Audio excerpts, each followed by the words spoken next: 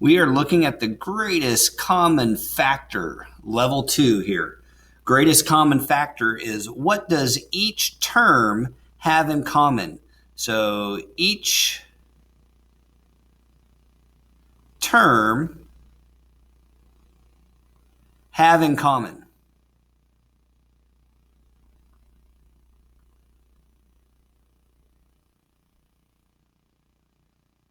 Okay, what does each term have in common here? Question.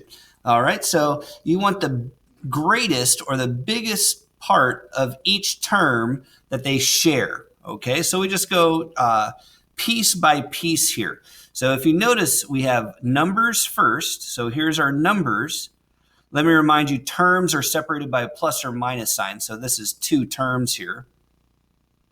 So it has to be in common with each term. So 9 and 24, what factor do they have in common? What number can multiply to give you 9 and that same number can multiply to give you a 24? The other way of looking at it is what can divide into 9 and what can divide into 24 evenly. All right, so there's only 2 numbers, or there's only 3 numbers that 9 can go into, 1, 9, and 3. So 1, 9, and 3 can go into it.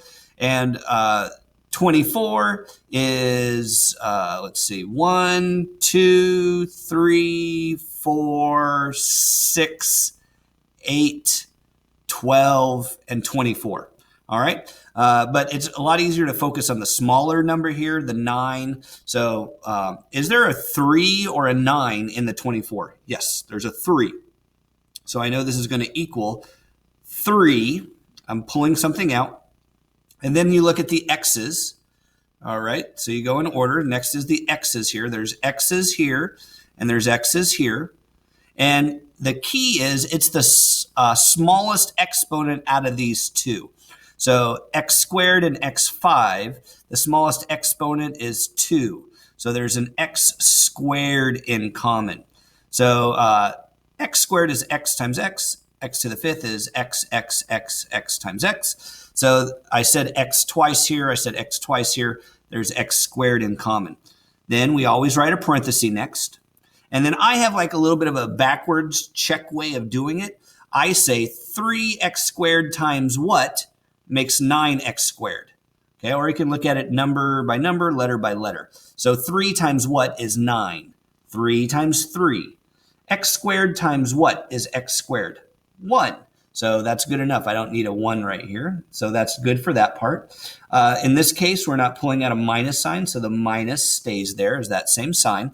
And then here's that trick again. 3 times what makes 24? 3 times what makes 24? 3 times 8 makes 24. And then I'm pulling out an x squared. So x squared times what makes x to the 5th? It's like you're dividing it by x squared, which is the same thing as subtracting exponents. So there's a little bit of a laws of exponents going on here. So x squared times what is x to the 5th? X cubed. This is x. This is x. I said x 5 times. Okay, so just keep practicing. And my advice is always kind of distribute it back in just to check your work. That's why I really like kind of building it this way, is because basically I'm checking my work as I do it. So 3x, I need an exponent of 2, 3x squared, parenthesis, and 3 minus 8x cubed in parenthesis.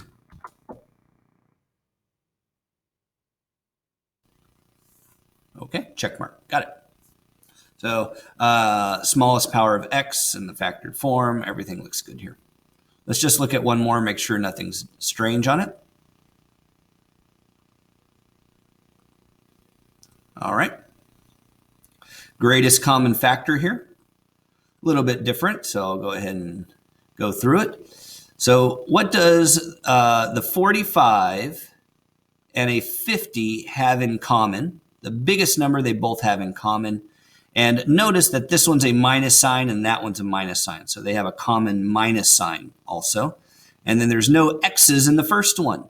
So in this case, they have that common minus sign. What number does 45 and 50 have in common? 5. 45 is 5, 9, 3.